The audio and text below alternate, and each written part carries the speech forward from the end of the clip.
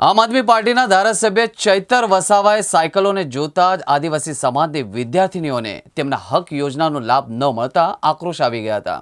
આદિવાસી સમાજ માટે જે બજેટ ફાળવવામાં આવ્યું હતું છતાંય કેમ વંચિત રાખવામાં આવે છે તેને લઈને ચૈતર વસાવાએ જણાવ્યું કે તાત્કાલિક પ્રાયોજન વિભાગના અધિકારી આ બાબતે રિપોર્ટ માંગે અને તાલુકામાં આવે સાયકલો પડી રહી છે તેનું વિતરણ કરવામાં આવે તેવી માંગ ધારાસભ્ય ચૈતર વસાવાએ કરી હતી। છોટાઉદેપુર જિલ્લો આમ તો સરહદી વિસ્તાર આવેલ આદિવાસી બાહુમૂલ્ય ધરાવતો જિલ્લો છે। અહીંના આદિવાસી લોકોને અલગ અલગ યોજનાઓ દ્વારા તેમને લાભ આપવામાં આવતા હોય છે, પરંતુ અધિકારીઓને બેદરકારીને લઈને તેમને સરકારી યોજનાનો લાભ નથી મળતો અને આવા જ છોટાઉદેપુર તાલુકાના એકલબારા ગામ નજીક આવેલા ખેતરમાં અધધ કહી શકાય તેવા દ્રશ્યો જોયા, જેમાં 800થી વધુ જે આદિવાસી દીકરીઓને સરસ્વતી સાધના યોજના અંતર્ગત જે સાયકલ આપવામાં આવે છે તે સાયકલો કાંઠ ખાઈ રહી હતી। આ યોજનાનો મુખ્ય ઉદ્દેશ એ છે કે આદિવાસી વિદ્યાર્થીનીઓ કે જ્યાં બસની સુવિધા ન હોય અને પગપાળા સ્કૂલે જતી હોય તેવી વિદ્યાર્થીનીઓને તેનો લાભ આપવામાં આવતો હોય છે, પણ જે સાયકલો અહીં પડી છે એ સાયકલો પર 2023 લખવામાં આવ્યું છે અને તે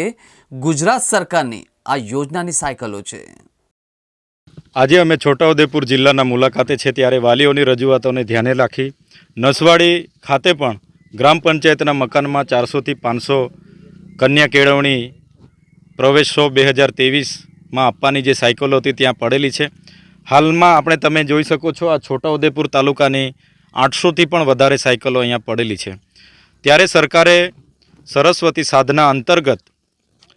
આદિવાસી દીકરીઓને ઘરેથી આવવા જવામાં અગવડતા ના પડે એના માટે સાયકલની યોજના બનાવી છે, સારી વાત છે। પણ છેલ્લા 2 વર્ષથી દીકરીઓને જાણે સરસ્વતી સાધનાની સાયકલ માટે તપ કરવો પડતો હોય એવું અમને લાગી રહ્યું છે। આજે આ સાયકલો વરસાદની ખુલ્લા પાણીમાં કાટ ખાઈ રહેલી છે, એટલા માટે અમે સરકારને ગંભીરતાથી કહીએ છીએ કે સરકાર આમાં તાત્કાલિક ધોરણે રિપોર્ટ માગે અને જે તે જિલ્લામાં આવી રીતના સાયકલો પડી હોય ત્યાંના આદિજાતિ મદદનીશ કમિશનર પ્રાયોજના વહીવટદારને તાત્કાલિક ધોરણે સૂચના આપે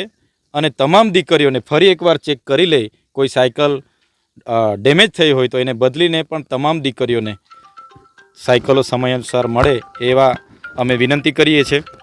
સાથે સાથે આમાં ઘોર બેદરકારી અને કન્યા કેળવણીની મોટી મોટી વાતો કરવામાં આવે છે, પડેગા ઇન્ડિયા બળેગા ઇન્ડિયાની વાતો કરવામાં આવે છે, બેટી બચાવો બેટી પઢાઓની વાતો કરવામાં આવે છે, ત્યારે દીકરીઓ સાથે કેમ અન્યાય કરવામાં આવે છે એ અમારો સવાલ છે। આદિવાસી વિસ્તારોમાં આટલું મોટું બજેટ હોવા છતાં અમારી દીકરીઓ સાથે આવી અન્યાય અધિકારીઓ અને સરકારના નેતાઓ કરશે તો આવનાર દિવસોમાં હું માનું છું એ બાબતની લડતને લઈને અમારે સરકાર સામે ઉતરવું પડશે।